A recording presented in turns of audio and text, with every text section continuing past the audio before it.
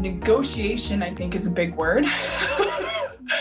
But, I think like it also kind of comes down to like when you have conversations with other people about money and like what you're worth. And like that is always an uncomfortable conversation for me to have. Yeah. I don't know if it's different for you.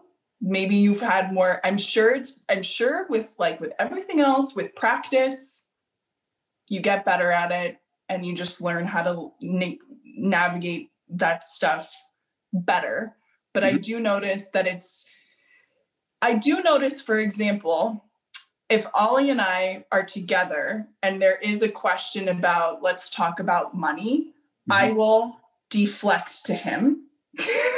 Like, I will just be like, oh, cool. I could just peace out of here. I get a free pass. I get get out of jail free card here. Mm-hmm. And he just has to deal with this conversation. So I don't know. I would just be curious from your point of view, because you have these sales calls with clients all the time, right? You're talking about money pretty much constantly all day. Mm-hmm. Like, what have you learned about negotiation, or like, how do you feel about it?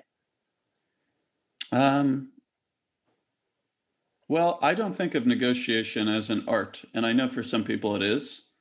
I am more a fan of the idea of understanding and feeling really secure about the value of the thing that you're selling, and then stating it plainly. Mm-hmm. If the person tries to negotiate, try to understand where they're coming from. Do they have a real, financial need for the price to be lower?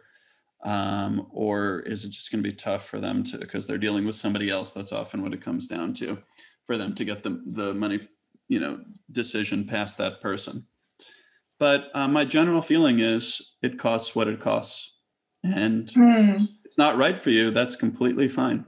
But people can sense when they talk to me that the thing that I'm selling is worth at least what I sell it for.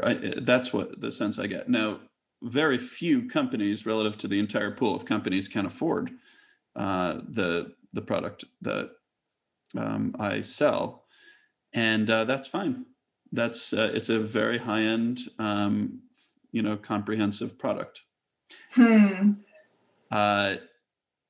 I would be tempted, let's say the company wasn't doing well, to sell for a lower price, but then I'd have to lower the quality. And it's because I know that if I lower the price, I will lower the quality. Well, I'm sorry, it's not because I know that. That is consistent. The message is consistent. It costs the amount that I sell it for now because it is good enough that it should cost that. Like there's a lot of people's time going into it. I'm not basing it on what people will pay. I'm basing it on what it costs to do. It should be much more expensive. But just my confidence about it is mostly what sells it. Like I believe it. I can explain it many different ways. So I don't care for negotiation personally. Now, what if you got into a situation where you were like, here's the value, here's what that cost, and the other party was like, yes, the value is there, I totally get it, but this, I can't do this, I can literally do 30% less, like not even just like a little bit less, like 30% less. Do you try to work with them? How do you handle that? Usually not, because then as much as I might like the person or understand what they're saying, well, if they're not being genuine, if they're just trying to negotiate, then I don't want to continue the conversation. The conversation's over on my side.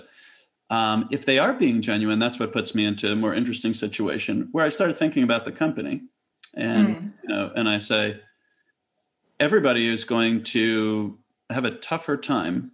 Not only because the same service is being sold for less or we're under-resourcing the service, but because a certain precedent has been set.